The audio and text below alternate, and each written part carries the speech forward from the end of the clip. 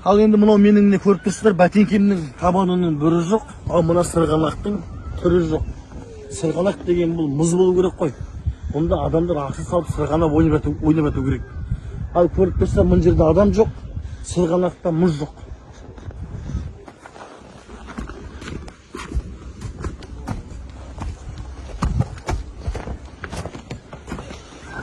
Көрдіңіздер сырғанақтың түрін?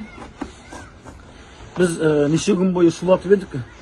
Павлодардағы мұз қалашығын салуға 52 миллион теңге бөлінді деп. Кешіріңіздер, біз қателесіп кетіппіз. 52 миллион теңге емес, бұл мұз қалашығына 60 миллион теңге бөлініпті. Біз осы мұз қалашығындамыз.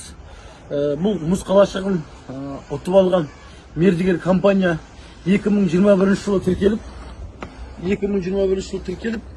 2021 жылы құрылған екен.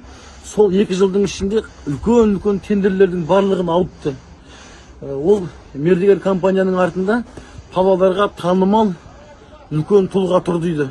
Ол тұлға кім? Оны асықпай ертең баяндайтын боламыз. Мен Павлодардамын. Репортаж күте беріңіздер.